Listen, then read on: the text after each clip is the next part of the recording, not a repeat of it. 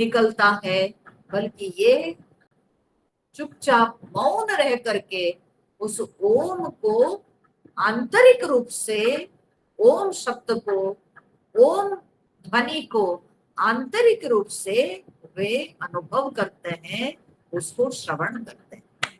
ठीक है। तो जिस ध्वनि के विषय में शास्त्र में कहा गया है, बहुत महात्मा विद्वान लोगों का भी मत है कि ये ध्वनि नित्य निरंतर हम सबके अंदर चल रही है। तो उस ध्वनि को बार बार श्रवण करना, उस ध्वनि पर अपने मन को स्थिर रखना। ठीक है। ओम इति एकाक्षरम ब्रह्म व्याहरन, ऐसे ओम का मानसिक उच्चारण करके फिर माम अनुस्मरण, उच्चारण ओम का और स्मरण माम। भगवान कहते हैं माम अनुस्मरण, मुझे स्मरण करके। मुझे माने किस, कौन मुझे? हाँ? तो जो व्यक्ति इतने उच्च कोटि के साधना करके अपने प्राण को मस्तक में स्थापित कर लिए हैं, जो अपने मन को हृदय में बांध लिए हैं, जो अपने इंद्रियों को नियंत्रण में ले आए हैं, तो वो ओम के उच्चारण मानसिक रूप से कर रहे हैं। तो तब वो भगवान जब कहते हैं कि माम अनुस्मरण, मुझे स्मरण करता हुआ, तो यहाँ मुझे माने कौन मुझे?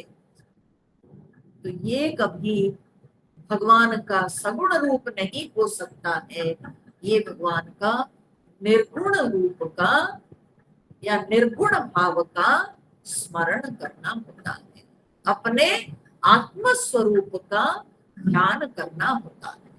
माम अनुस्मरण, बार बार, यानी जो अहम रूप से विद्यमान है, जो आत्म तत्व हमारे अंदर विद्यमान है, तो उस अहम भाव को जो है धारण करना है। ओम ध्वनि पर अपने ध्यान को स्थिर करके या ओम ध्वनि को मानसिक उच्चारण करके माम अनुस्मरण, मुझको स्मरण करता हुआ, मुझको माने अहम तत्व। ठीक है।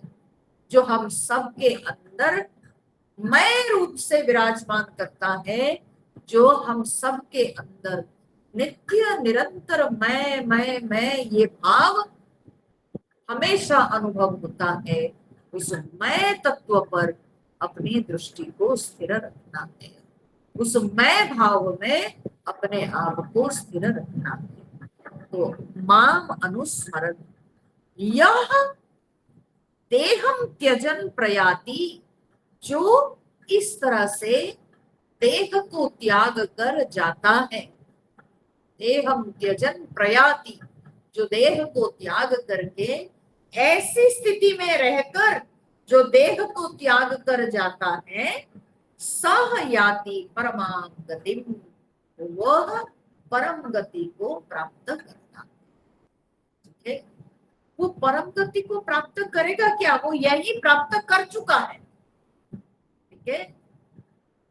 वो तो यही रहते हुए परम भाव को प्राप्त हो चुका है। ठीक है।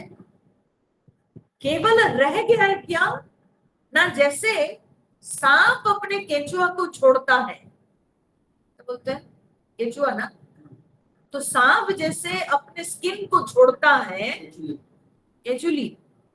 ठीक है। केंचुली, कोई केंचुआ बोलता है, कोई केंचुली।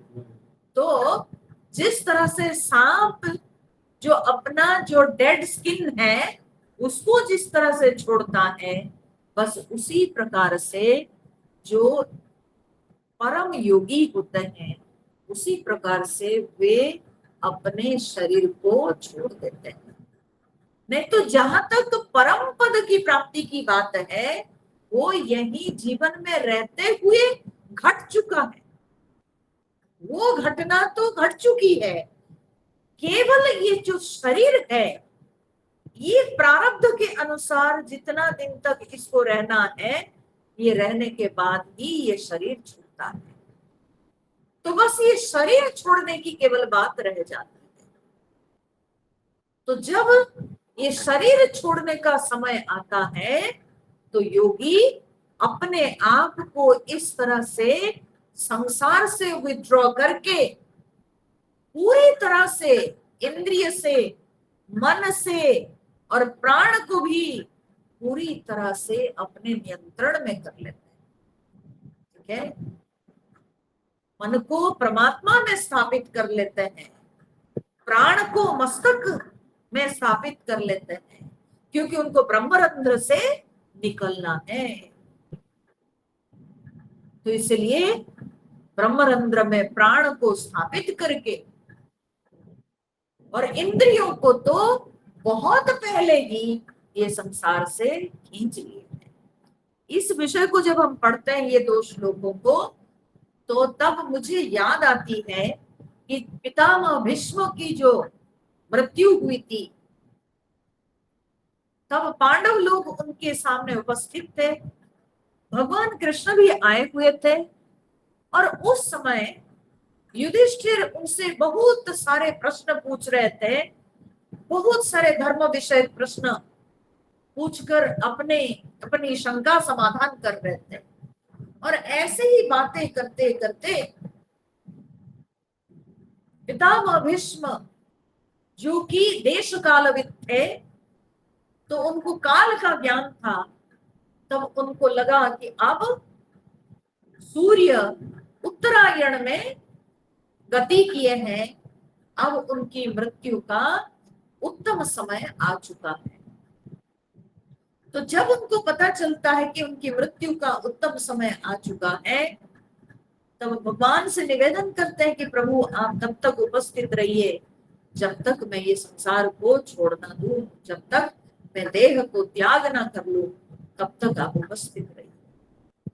तो भगवान की उपस्थिति में भगवान के दर्शन करते हुए भगवान व्यासदेव जी भागवत में वर्णन करते हैं कि पितामह भीष्म अपने सारी इंद्रियों को संकुचित कर लिए, प्राण को संकुचित कर लिए, और तूष्णीम बभूव, बिल्कुल मौन ले लिए और कोई बात नहीं किए।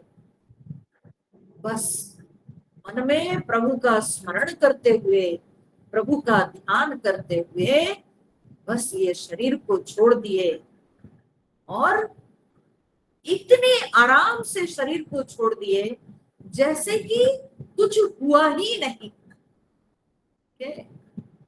इतने सहज भाव में रहकर वे शरीर को छोड़ दिए जैसे कि कुछ हुआ ही नहीं, इस प्रकार से। ठीक है, तो जो योगी होते हैं, जो ज्ञानी पुरुष होते हैं, वे इस तरह से अपने शरीर को छोड़ देते हैं जैसे कि ये शरीर उनका कभी था ही नहीं। जो चीज हमारा नहीं रहता है उस चीज को त्यागने में हमको क्या शंका, कोई समस्या नहीं होती है। उस प्रकार से पितामह भीष्म जब शरीर छोड़े तो उनको कोई कष्ट नहीं था, कोई चिंता नहीं थी, कोई शोक नहीं था, बिल्कुल अपने आप को सारे सगे संबंधी, हस्तिनापुर, देश दुनिया, सबसे अपने आप को संकुचित कर लिए और करके अपने शरीर को छोड़ दिया। ठीक है, तो ये स्थिति होती है योगियों की, और भगवान कहते हैं वे सयाति परमाम गतिम, तो उनकी जो आत्मा है वो परम गति को प्राप्त होती है, और वे पुनः ये संसार में लौट के नहीं आते।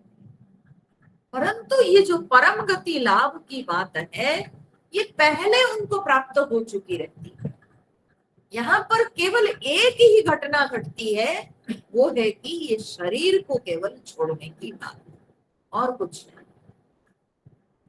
ठीक है, क्योंकि उनका अभ्यास जीवन काल में इतना अधिक रहता है कि वे अपने जीवन काल में साधना की पराकाष्ठा में पहुंचे रहते हैं, तब भी मृत्यु शैया में। नहीं तो सबसे पहली बात तो ये है कि मृत्यु आ रही है, मृत्यु होने वाली है, ये पता कैसे चलेगा? यहाँ पर जो समझदार लोग होंगे उनके मन में ये प्रश्न उठेगा कि ये पता कैसे चलेगा, किसको पता चलता है? अज्ञानी को कभी नहीं पता हो सकता है कि अभी उसकी मृत्यु होने वाली है। तो ये ज्ञानी पुरुष को ही पता चलता है कि अब उसको संसार से विदाई लेना है, अब उसको शरीर छोड़ना है। और जब शरीर छोड़ने का वक्त आता है तब वो इस भाव में पूरी तरह से स्थिर हो जाते हैं। ऐसे स्थिर होके वे अपने शरीर को त्याग देते हैं, और जिसका परिणाम है कि वे हमेशा हमेशा के लिए परम भाव को प्राप्त हो जाते हैं। अब उनको ये जन्म कर्म का बंधन नहीं प्राप्त होता। यह बात भगवान यहाँ पर समझाते हुए कहते हैं। अब देखिए यहाँ भगवान संकेत मात्र से ओम इति एकाक्षरम ब्रह्म व्याहरण इतना ही बोले। जो पूर्व श्लोक में भगवान बताए थे उस पद के बारे में मैं तुमको बताऊंगा, उस ओम पद के बारे में। तो ये श्लोक में भगवान केवल संकेत मात्र से बोले कि ओम इति एकाक्षरम ब्रह्म व्याहरण माम अनुस्मरण।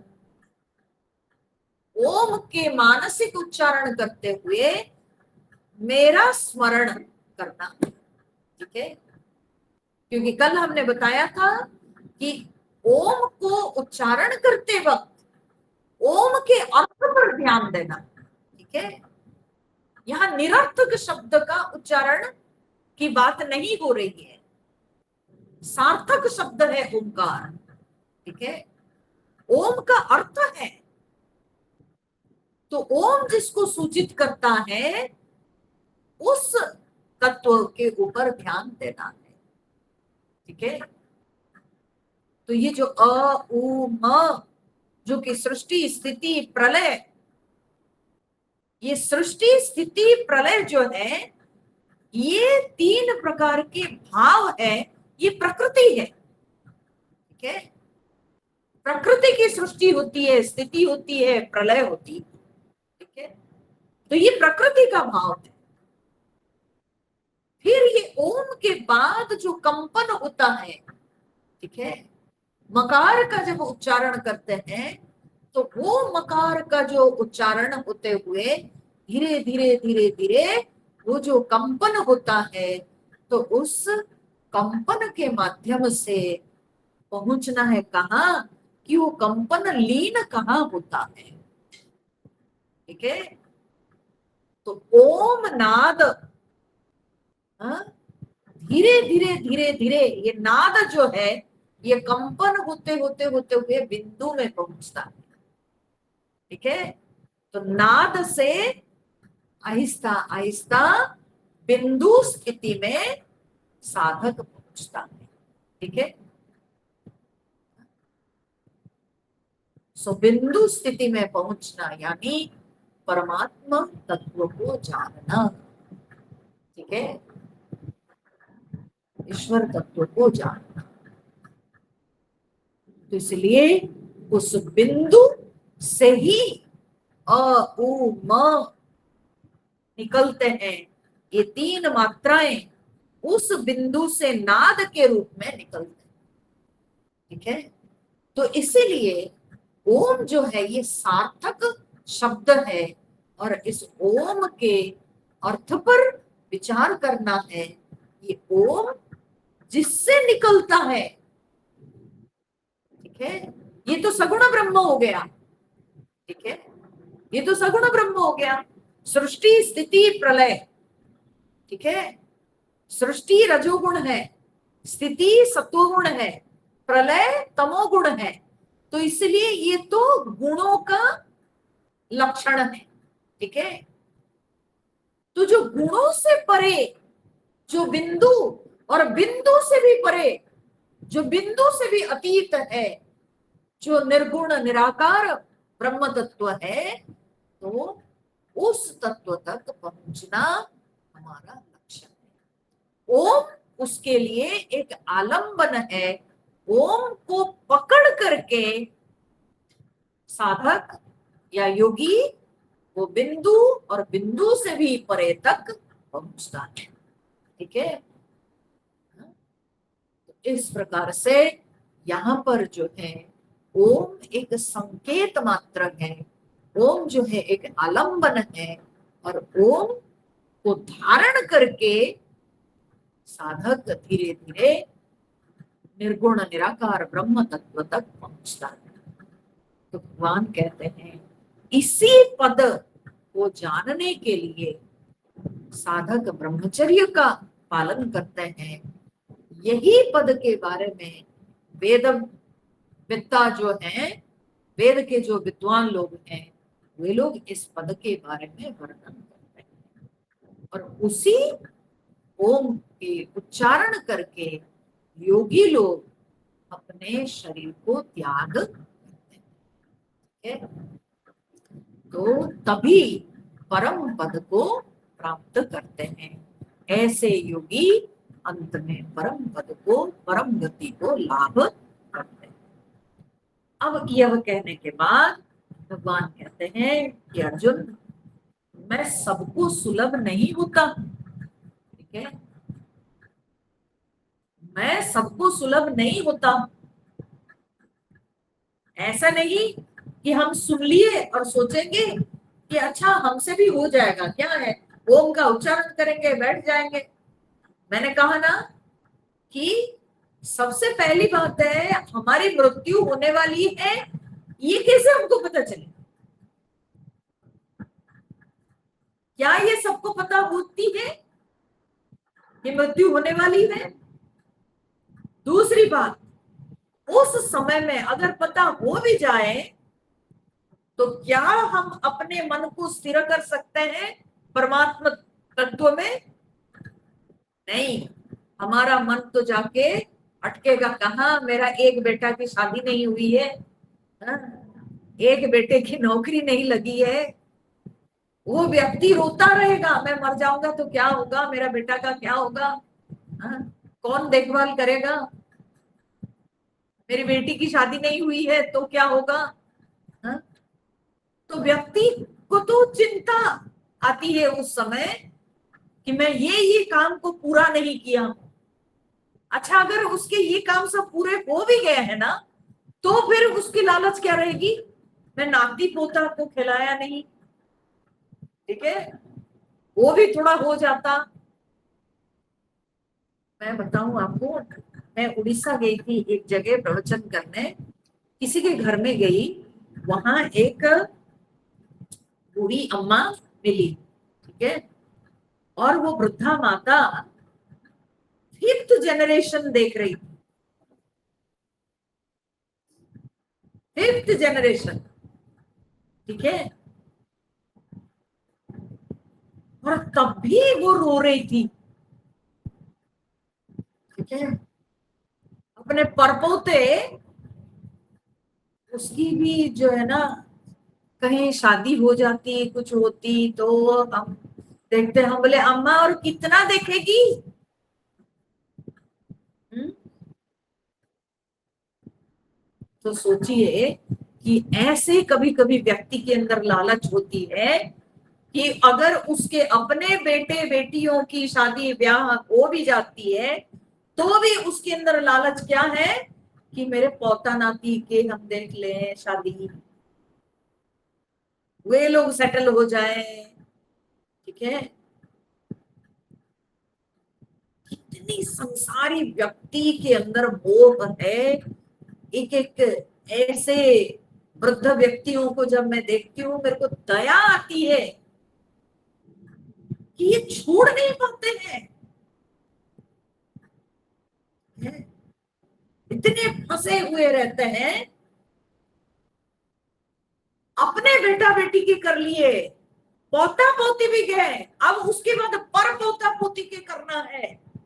ठीक है, लालच खत्म नहीं हो रही है, बंधे हुए हैं। इतने सिंसियरली अगर भगवान को पकड़ लेते, ठीक है, तो कल्याण हो जाता। भगवान की याद नहीं आती है, फंसे हुए, क्या बताया जाए।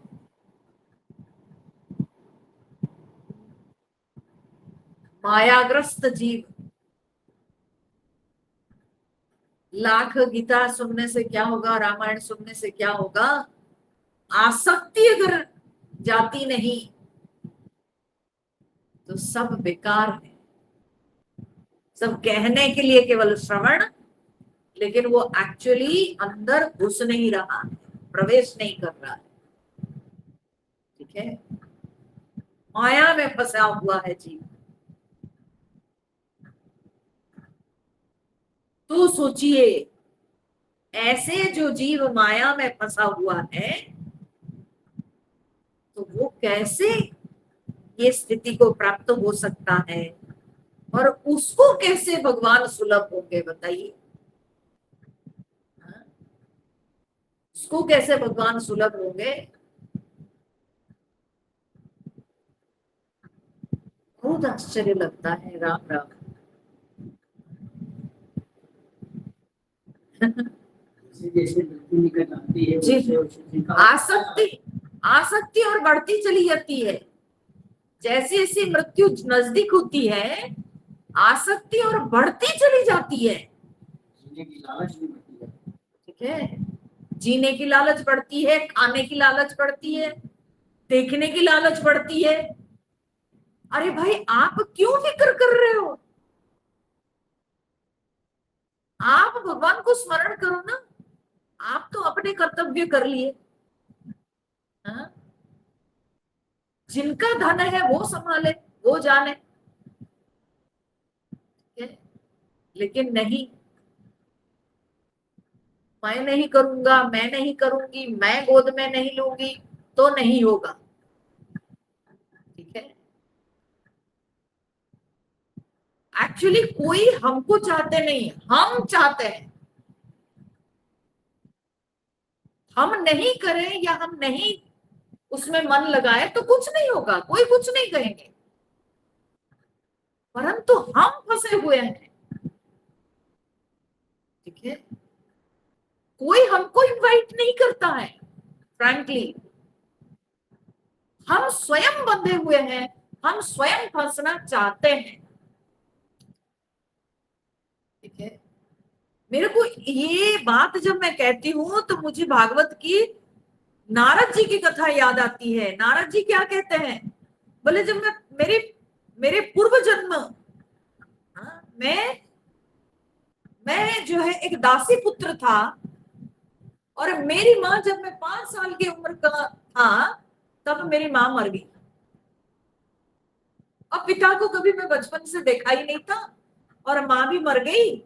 जब माँ मर गई, मैं तो सोचा कि बस अब मैं फ्री हो गया। ठीक है, क्योंकि ब्राह्मणों के गांव में रह के सत्संग सुन के मेरे अंदर ये भाव आ चुका था कि ये संसार जो है माया का बंधन है। तो इसलिए उन्होंने सोचा कि चलो मैं तो फ्री हो गया, अब मैं भगवान के चिंतन में लगा रहूंगा बस। ठीक है? तो कोई ऐसा इस तरह के साधक होना ये बहुत कम देखने को मिलता है कि मैं फ्री हो गया, अब मेरे को भगवान के चिंतन करना है। ये नहीं, हम जबरदस्ती अपने नाक घुसाते हैं। ठीक है, हम चिपकना चाहते हैं। हम ना चाहें तो हमको कोई कुछ नहीं बोलेगा। ठीक है, परंतु हम चाहते हैं, हम चाहते हैं। तो हम जब फंसे रहते हैं तो फिर कहाँ हमसे होगा कि ओम इति एकाक्षरम ब्रह्म व्याहरन माम अनुस्मरन, हाँ?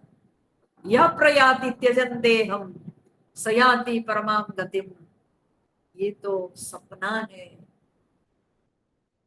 ठीक है, इसलिए ये योगियों की स्थिति है। उन योगियों के बारे में कहा जाता है जो संसार से विरक्त हो गए, संसार के विषयों में जिनके अंदर जरा सी भी आसक्ति नहीं, थोड़ा भी आकर्षण नहीं, वैसे योगियों को परमात्मा प्राप्त होते हैं। भगवान सबको सुलभ नहीं होते, तो वो भगवान 14वें नंबर श्लोक में बताते हैं। ठीक है, अनन्य चेता सततम यो मां स्मरति नित्यशः तस्याहं सुलभ पार्थ नित्ययुक्तस्य योगिनः अनन्यचेता सततं यो मां स्मरति नित्यशः तस्याहं सुलभ पार्थ नित्ययुक्तस्य योगिनः।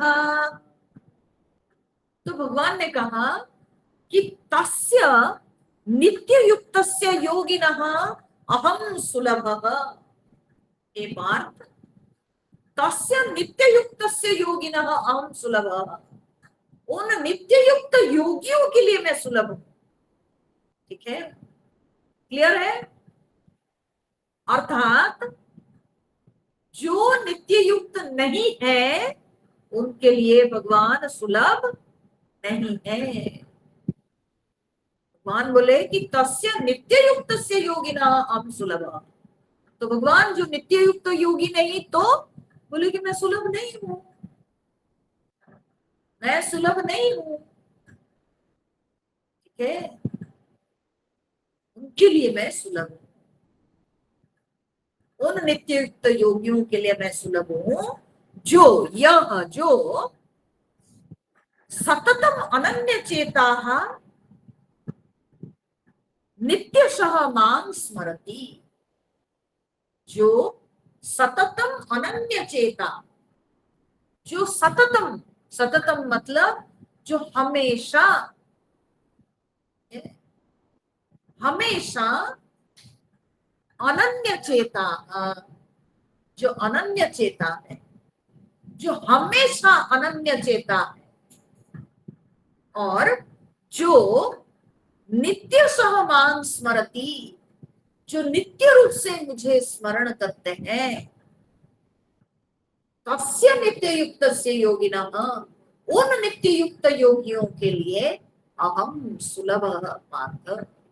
हे पार्थ, मैं उन योगियों के लिए सुलभ हूं। ठीक है, दूसरों के लिए मैं दुर्लभ। सिंपल बात है, दूसरों के लिए क्या है? दुर्लभ है। सो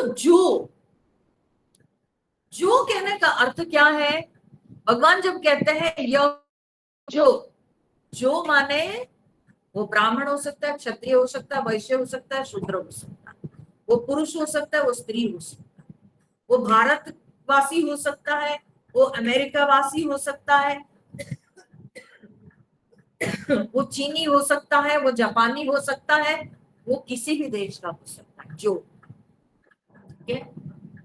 देखिए, जब कोई शारीरिक कार्य होता है ना, तो उसमें शारीरिक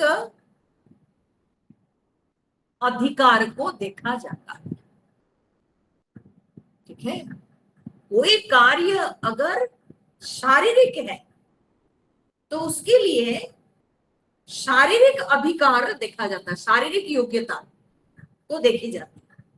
ठीक है, पर कोई कार्य अगर शारीरिक ना हो, मानसिक हो, बौद्धिक हो, ठीक है, तब उसमें शारीरिक योग्यता का कोई महत्व नहीं रह जाता। ठीक है, उसमें शारीरिक योग्यता का महत्व नहीं रह जाता। तो आध्यात्मिक साधना जो है वो मन से, बुद्धि से और फिर बुद्धि से परे की बात होती है।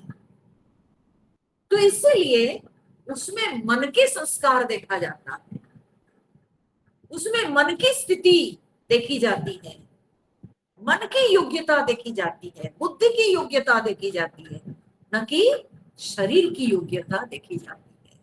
वो शरीर से कहाँ जन्म लिया है, ब्राह्मण के घर में कि क्षत्रिय के घर में, कि वैश्य के घर में, कि शूद्र के घर में, कोई मायने नहीं रखता। ठीक है, अभी तो जो पद्म अवार्ड्स मिले हैं, कल ही तो हुआ है ना, राष्ट्रपति द्रौपदी मुर्मू ने जो पद्म अवार्ड्स दिए हैं, तो उसमें एक व्यक्ति को दिए जो ब्राजील के हैं, है ना, जो एक ब्राजीलियन है और वो वहां के इंजीनियर थे, परंतु वो ब्राजील को छोड़ करके भारत में बस गए और भारत के वेद शास्त्रों का अध्ययन में समय दे करके, इतना उसके ऊपर अध्ययन चिंतन करके उसके प्रचार प्रसार कर रहे हैं।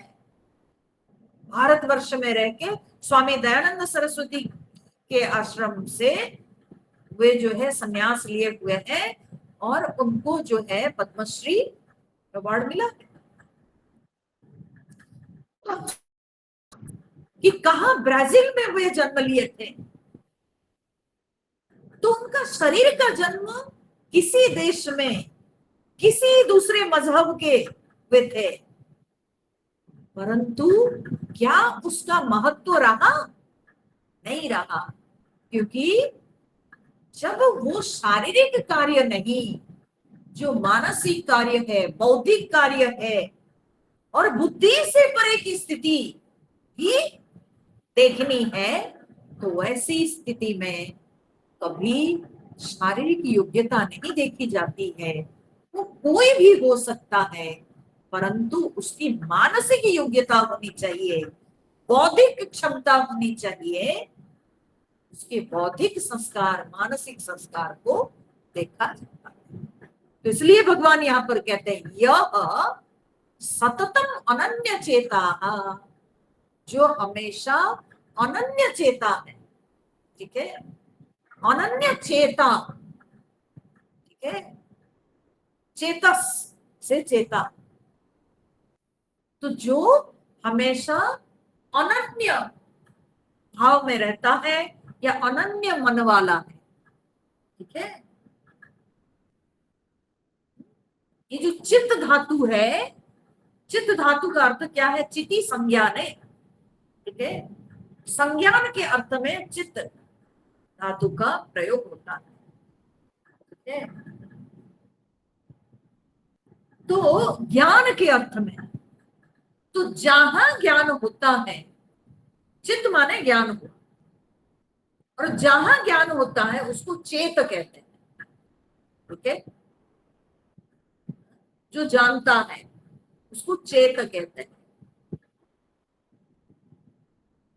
परंतु यहां पर वो अन्य विषयों को नहीं जान रहा है। ठीक है, यहाँ जो चेतस है वो जान रहा है किसको? वो जान रहा है परमात्मा को। ठीक है, यहाँ वो अन्य विषयों को नहीं जान रहा है, तो वो जानने की कोशिश करता है किसको? ना परमात्मा को। और मजे की बात क्या है, जब परमात्मा को जानने की स्थिति आती है, तब वो ज्ञाता जो चेता है, चेतस है, वो डूब जाता है, वो एक हो जाता है, वो लीन हो जाता है किसके साथ? ना परमात्मा के साथ। यहाँ ज्ञाता और ज्ञेय अलग नहीं रहते हैं, इसलिए अनन्य चेता। ठीक है, शब्द को ध्यान से समझना है, ऐसा नहीं कि भगवान तो बोल दिया हाँ अनन्य भाव में रह करके, नहीं। तो अनन्य माने क्या होता है, जहां ज्ञाता और ज्ञेय अब दो नहीं रहते हैं। परमात्मा ज्ञेय वस्तु है और परमात्मा को जानने वाला ज्ञाता जो मन है वो दूसरा है। बोले कि नहीं, पहली बात है कि परमात्मा का ज्ञाता कभी मन हो नहीं सकता है। भले मन कोशिश करता है, मन जानने की कोशिश करता है, परंतु मन की वो शक्ति कहां की वो परमात्मा को जानेगा। तो परिणाम क्या होता है, जब मन के अंदर की सारी शंकाएं दूर हो जाती है, जब मन के अंदर ऊहापोह सब मिट जाता है, उसके बाद जब वो कन्विंस्ड हो जाता है कि आत्म स्वरूप क्या है, तब वो मन ही नहीं रहता है, तब मन डूब जाता है, मन लीन हो जाता है परमात्मा स्वरूप में। तो ज्ञाता नहीं रह जाता है, ज्ञाता होने की कोशिश करता है कि मैं जानूंगा, लेकिन ज्ञाता बन के रह नहीं जाता है, या परमात्मा ज्ञेय होके रहते नहीं, तब ज्ञाता और ज्ञेय एक हो जाते हैं, मन जाके परमात्मा तत्व में एक हो जाता है। तो इसी को कहते हैं अनन्य चेता, अनन्य भाव, अन्य भाव नहीं। ठीक है, दोनों एक हो गए। अनन्य चेता सततम, जो हमेशा अनन्य भाव में रखता है। ठीक है, हमेशा परमात्मा के साथ एकता एकत्व का जो अनुभव करता है। मैं ही ब्रह्म हूं, मैं ही ईश्वर हूं और मैं ईश्वर से अलग नहीं हूं। नित्य निरंतर जिसको एकत्व का अनुभव होता है, सततम अनन्य चेता मांग स्मरत स्मरति नित्यशः, जो नित्य निरंतर मुझे स्मरण करता है। ठीक है, नित्य निरंतर जिसको अहम रूप से अपने आत्मा का स्मरण बना रहता है, जो संसार में भले कोई कार्य करें परंतु उसका ध्यान हमेशा अपने ऊपर रहता है, अपने आत्म स्वरूप पर रहता है, और हमेशा उसको अपने आत्म स्वरूप का ज्ञान बना रहता है। यो मां स्मरति नित्यशः। ठीक है, नित्य स्मरण, नित्य निरंतर। ठीक है, माने अखंड बोध। कैसे? भगवान रमण महर्षि जी जो कहते हैं, आज्य धारया स्रोतसा समम सरल चिंतनम विरलतः परम। आज्य धारया स्रोतसा समम। आज्य, आज्य माने घी, घृत। आज्य धारया, घृत धार के समान, स्रोतसा समम, आज्य धारा के स्रोत के समान, सरल चिंतनम, ऐसे सरल चिंतन, विरलतः परम, विरल चिंतन से ऐसा सरल चिंतन श्रेष्ठ होता है। ठीक है, तो सरल चिंतन विरल चिंतन माने क्या है? एक हुआ खंड वृत्ति, दूसरा है अखंड वृत्ति। ठीक है, तो जो अखंड वृत्ति बनी रहती है कि अहम ब्रह्मास्मि, अहम ब्रह्मास्मि, अहम ब्रह्मास्मि, मैं ब्रह्म ही हूं, मैं देह नहीं हूं। ठीक है, ये जिसको स्मरण रहता है नित्य निरंतर, नित्यशः स्मरति। हम लोगों की स्थिति क्या है? तोते के समान बोलता तो रहता है कृष्ण कृष्ण, लेकिन गले को जब आके पकड़ता है बिल्ली तो टर टर करता है। ठीक है, तो कृष्ण नाम छूट जाता है, टर टर करता है। तो वैसे ही ठीक ठाक रहा सब, तो थोड़ी देर के लिए चलता है कि मैं देह नहीं हूं, हाँ, मैं ब्रह्म हूं। बस उसके बाद जरा सी कहा शरीर में कहीं खरोच आ गया, बस उसके बाद हाँ चालू, देखो ना मेरा शरीर में, मेरे मेरे उंगली में क्या हो गया, मेरे यहाँ क्या हो गया, वहां क्या हो गया। हाँ, अब मैं बचूंगा नहीं, तो बचोगे नहीं, नहीं तो क्या हो गया, मरना है तो मरना है, क्या फर्क पड़ता है। अरे नहीं नहीं नहीं नहीं, मेरे को अभी नहीं मरना है। सोचिए देह के साथ कितनी आसक्ति है।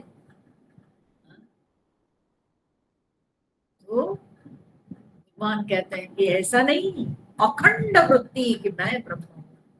यो मां स्मरति नित्यशः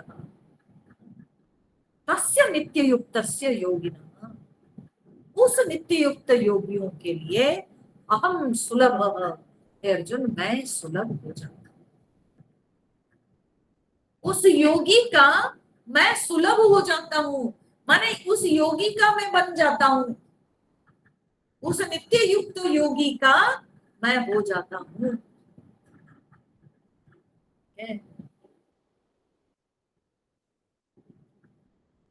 उसको खरीद लेते हैं नित्य युक्त योगी, उनके हो जाते हैं भगवान।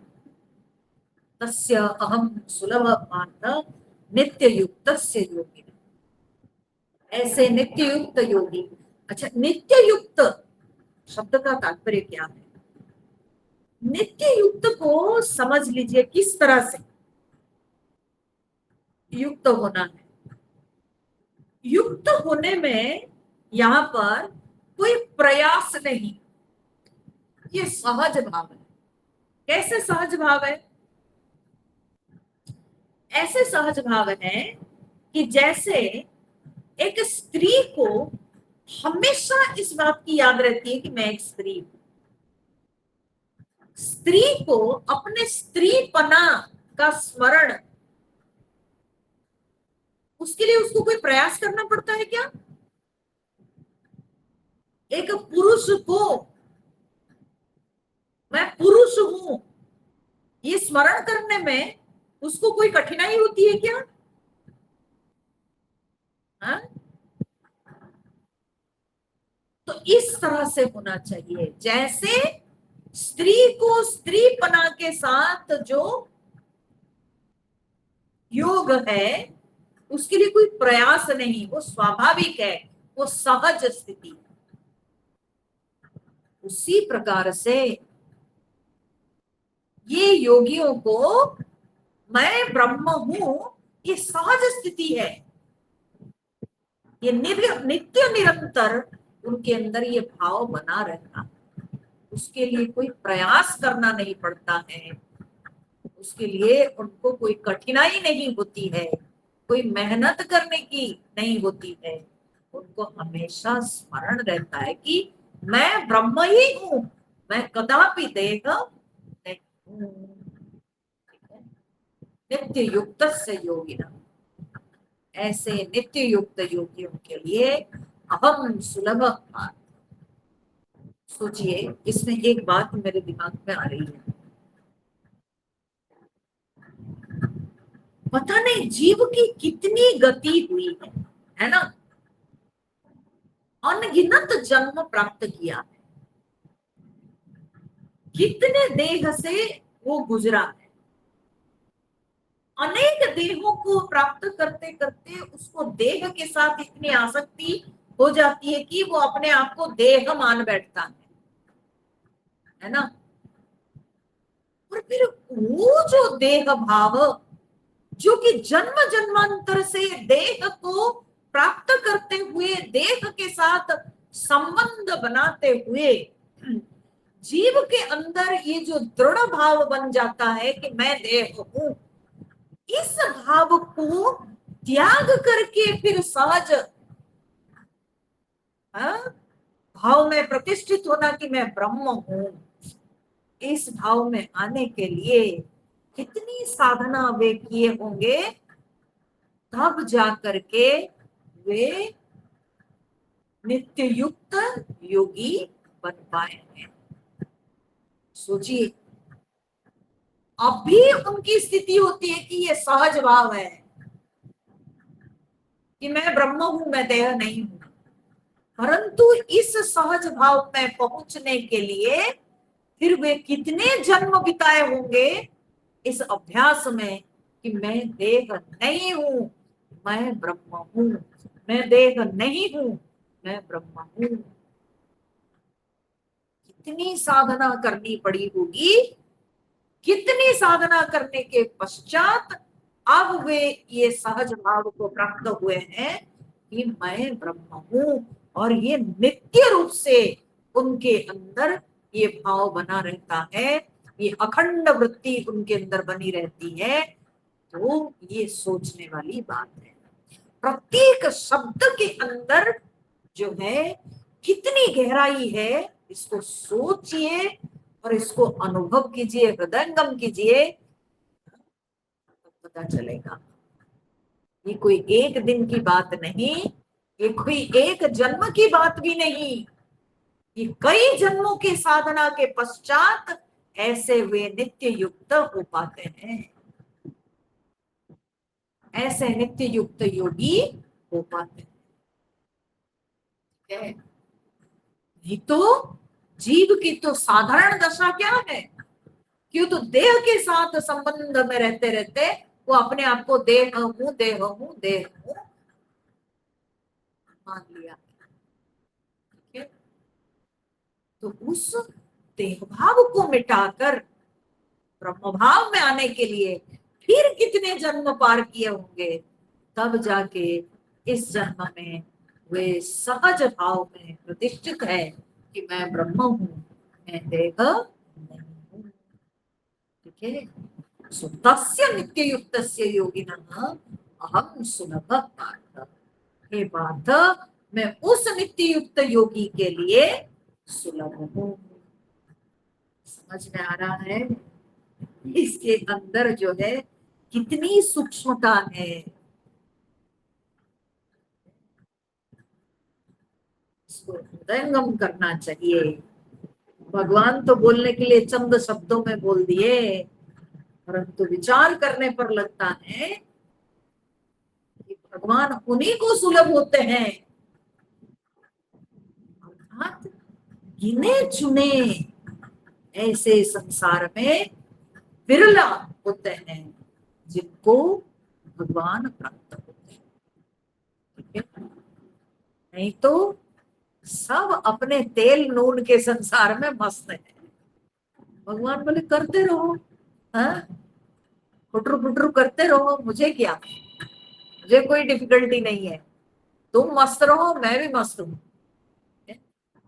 भगवान कहते हैं मैं उन्हीं को सुलभ। फिर भगवान आप अगर सुलभ हो जाते हो, हाँ, आप उनको प्राप्त हो जाते हो, तो क्या होगा, हाँ? तो क्या होगा, क्या होगा फिर? अरे मन में था कि दिल्ली जाऊंगा, दिल्ली जाऊंगा, और दिल्ली में पहुंच गए, अरे दिल्ली मिल गई, अब हम दिल्ली में पहुंच गए, तो फिर क्या होगा, हाँ? तो भगवान उसी को कहते हैं, उसके आगे क्या है, उसके आगे है कि उसको कभी आना ही नहीं, फिर उसका रिजल्ट क्या है, उसका आउटपुट क्या है। भगवान कहते हैं मामुपेत्य पुनर्जन्म दुःखालयमशाश्वतम् नाप्नुवन्ति महात्मानः संसिद्धिं परमां गताः। मामुपेत्य पुनर्जन्म दुःखालयमशाश्वतम् नाप्नुवन्ति महात्मानः संसिद्धिं परमां गताः। आब्रह्म भुवनाल्लोकाः पुनरावर्तिनोऽर्जुन मामुपेत्य तु कौन्तेय पुनर्जन्म न विद्यते। आ ब्रह्म भुवनाल्लोकाः पुनरावर्तिनोऽर्जुन मामुपेत्य तु कौन्तेय पुनर्जन्म न विद्यते। तो भगवान कहते हैं माम उपेत्य, तो मुझे प्राप्त करके, हाँ, दुखालयम अशाश्वतम पुनर्जन्म न आप्नुवन्ति। ठीक है, अशाश्वतम दुखालयम पुनर्जन्म न आप्नुवन्ति। ठीक है, अशाश्वत, टेम्पररी, अशाश्वत, ठीक है, क्षणिक, अशाश्वत। दुखालयम, ये क्षणिक दुखालय पुनर्जन्म को वे प्राप्त नहीं करते। बोले ये पुनर्जन्म जिसको क्षणिक और दुखालय कहा जाता है, ये भी बड़े मजे की बात है। ठीक है ना, ये ऐसा है, मैं बता रही हूँ पुनर्जन्म क्या चीज है। जैसे आप कहीं गए और वहां जगह जमीन खरीदे और खरीद कर वहां मकान बनाए, और मकान में आप सारी व्यवस्था सब रखे, अपने सारे सामान सब कुछ, हाँ, साज सामान सब बढ़िया पूरा एकदम रखे, और जब तक सब कुछ पूरा बन गया, तैयार हो गया, तब आपको कहा जाता है निकलो। तब कहा जाता है कि आप निकलो, हो गया आपका समय खत्म है, समय खत्म। फिर कहीं गए, फिर जाकर के वैसे ही फिर जगह जमीन खरीदी, फिर मकान बनाए, फिर उस मकान में सारी व्यवस्था की और सारे साज सामान सब तैयार किए, और सब करने के बाद फिर मेरे को कहा जाता है निकलो, हो गया आपका टाइम। यही है पुनर्जन्म, यही है पुनर्जन्म। आप ये उदाहरण को अगर समझ पाए हैं तो जानिए कि जन्म यही है। जन्म मिलता है, व्यक्ति दुनिया सपना देखता है, सारी जो है तैयारियां करता है, घर बंधु बांधव परिवार शादी ब्याह क्या क्या नहीं सब करता है, बाल बच्चे सब फैला देता है, और सब फैला के जब समय आता है, जब सोचता है कि अब ये मेरा संसार है, अब मैं इस संसार में बैठकर आनंद उपभोग करूंगा, तब तक टाइम आ जाता है कि चलो हो गया, ये शरीर में जितने दिन का भोग था वो हो गया, चलो अब गए, फिर दूसरा शरीर प्राप्त किए, फिर वहां पर भी वही हाल, फिर दुनिया भर फैलाए, फिर जब तक, हाँ, सोचते हैं कि अब बैठ के आनंद उपभोग करेंगे, चलो अशाश्वतम, क्षणिक है। और ये क्या है, ये जो जन्म है ये क्या है ना, दुखालय। ठीक है, आप कभी रेलवे स्टेशन जाते हो तो वहां पर लिखा रहता है प्रतीक्षालय। ठीक है, प्रतीक्षालय। आप ट्रेन आने का जो है आप वहां पर इंतजार करते हो, प्रतीक्षा करते हो, आपको बैठने का स्थान दिया गया है, घर बनाया गया, प्रतीक्षालय। उसमें भी फिर शौचालय। ठीक है, आप स्नान और शौच आदि कर सकते हो, ज्यादा देर अगर ट्रेन लेट हो गई तो, है ना, तो वो भी शौचालय। और ये जन्म को क्या कहा गया ना, दुखालय है, जो कि दुख का आलय है, जो दुख का घर है। ठीक है, ये काली कोठरी है। ये जन्म जो है ये काली कोठरी है, अंधकार है, अज्ञान है। तो अज्ञान अंधकार से भरा अगर कोई ग्रह के अंदर हम प्रवेश करते हैं, वहां तो गिरेंगे ना, लुढ़केंगे, गिरेंगे, तो कष्ट तो होगा, दुख तो होगा ही। तो ये जन्म जो है इसलिए दुखालय, अशाश्वतम दुखालयम, ये क्षणिक है और दुखालय है, और ये जन्म को वो फिर प्राप्त नहीं करता। ठीक है, भगवान कहते हैं माम उपेत्य, मुझे प्राप्त करके उसको ऐसा दुखालय में आना नहीं पड़ता, ऐसे दुख से भरी कोठरी में उसको रहना नहीं पड़ता है। किसको नहीं? बोले महात्मानः परमाम संसिद्धिं गताः, जो परमाम संसिद्धिं गताः महात्मानः, जो परम संसिद्धि को प्राप्त हुए हैं जो महात्मा लोग, उनको ऐसे अशाश्वत दुखालय पुनर्जन्म कभी प्राप्त नहीं होता। ठीक है, तो वे महात्मा बन गए। ठीक है, सबसे पहली बात है कि वे महात्मा बन गए। महात्मा का तात्पर्य क्या है? कि महान आत्मा जिनकी, ये आत्मा शब्द भी बड़ा विस्तृत इसके अर्थ होता है। कभी ये आत्मा शब्द मन के लिए प्रयोग होता है, ठीक है, कभी आत्मा अपने शुद्ध आत्मा के लिए, ठीक है, तो कभी जीव के लिए, जीवात्मा। तो बोलते हैं ये महात्मा बन गए, महान आत्मा, माने उनका मन भी महान हो गया। अगर आत्मा मन के लिए, तो उनका मन महान हो गया। क्यों?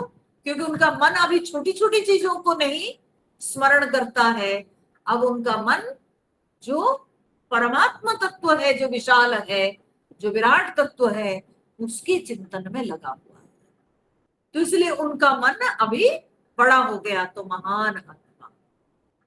ठीक है, उनकी बुद्धि महान है क्योंकि वे विचार करते हैं ब्रह्म तत्व पर, तो इसलिए महान बुद्धि।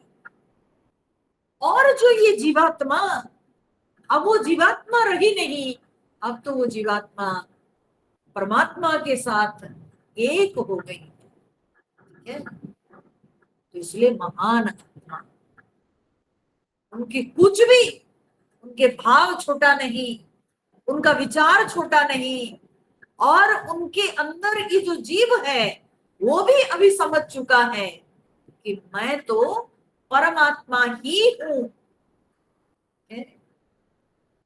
तो ये अनुभव हो चुका, इसलिए वे महात्मा कहते हैं। तो परमाम संसिद्धिं गताः महात्मानः, जो परम संसिद्धि, परम सफलता को जो प्राप्त हुए हैं, तो ऐसे जो महात्मा लोग हैं, तो वे लोग माम उपेत्य, मुझे प्राप्त करके, हे अर्जुन, अशाश्वतम दुखालयम पुनर्जन्म न आप्नुवन्ति। तो क्या उनकी उपलब्धि होती है? उनकी उपलब्धि यही है कि पुनर्जन्म न आप्नुवन्ति। ठीक है, उनको और पुनर्जन्म नहीं मिलता। अच्छा भगवान, आपको जो प्राप्त नहीं करेगा, जो आपको नहीं प्राप्त करता है, ठीक है, जो परमात्मा को नहीं प्राप्त करता है, तो उसकी क्या स्थिति? भगवान कहते हैं आ ब्रह्म भुवनान लोकाः पुनरावर्तिनोर्जुन। समझ लो अर्जुन, आ ब्रह्म भुवनान लोकाः, ब्रह्म से लेकर भुवनात् लोकाः, ब्रह्म से लेकर किस भुवन तक, पृथ्वी तक, ब्रह्मा से लेकर पृथ्वी तक। ठीक है, पुनरावर्तिनः अर्जुन, ए अर्जुन, सबके साथ पुनरागमन लिखा हुआ। ये सब पुनर्गति को प्राप्त होते हैं। ये संसार में सांसारिक कोई पद पदवी पाकर कोई जन्म से मुक्त नहीं हो सकता। कोई राजा बन गया, कोई नेता बन गया, प्रधानमंत्री बन गया, राष्ट्रपति बन गया, तो क्या हुआ? तो क्या पुनर्जन्म से वो मुक्त हो जाएगा, देह बंधन से मुक्त हो जाएगा? बोले ना, उसका तो बड़ा बंधन है। ठीक है, उसका अहंकार और बड़ा हो गया, तो इसलिए उसको तो पुनरागमन है ही। अच्छा, अगर हम बृहस्पति पद को प्राप्त कर ले तो बोले ठीक है, पुण्य जितना कमाए वो बृहस्पति पद में रहोगे, और फिर पुण्य खत्म होगा तो फिर यही संसार में। अच्छा, हम ब्रह्मा बन जाएंगे, हम यम पद में प्रतिष्ठित हो जाएंगे, कोई बात नहीं, वो सब एक एक पद प्रतिष्ठा है,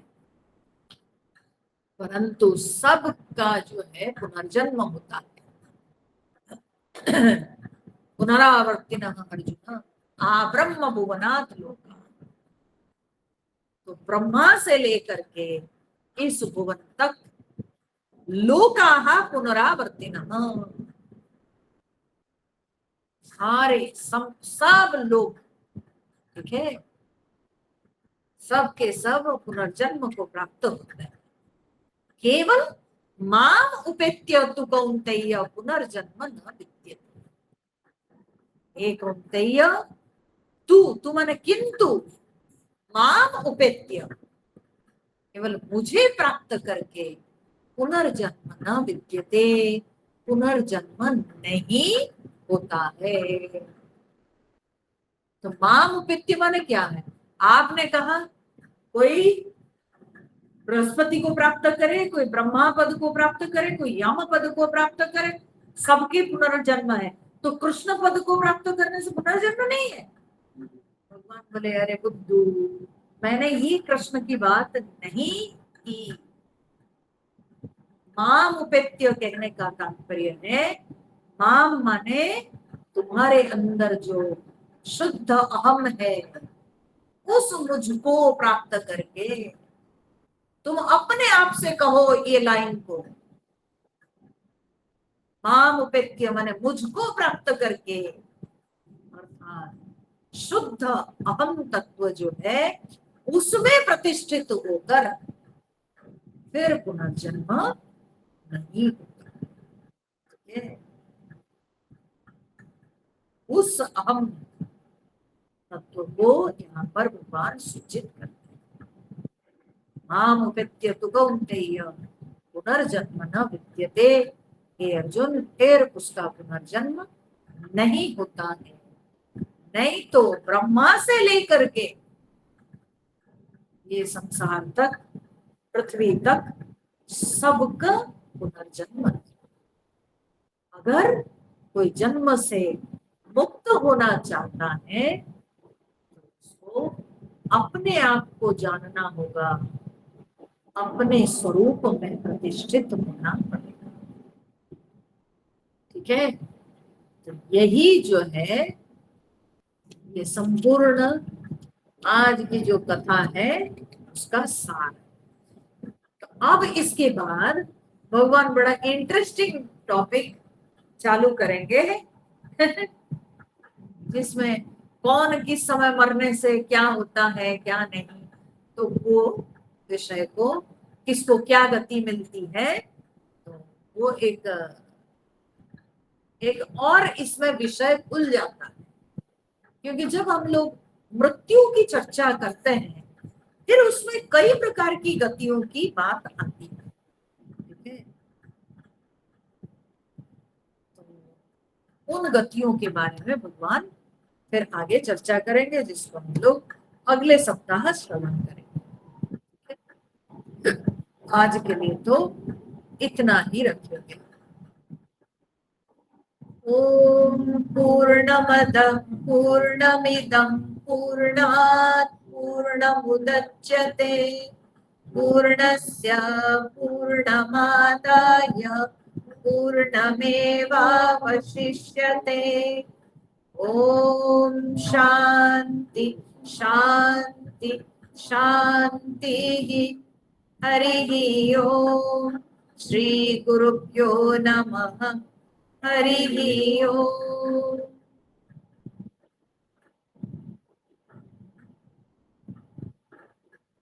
हरि ओम। हरि ओम। हरि ओम। हरि ओम।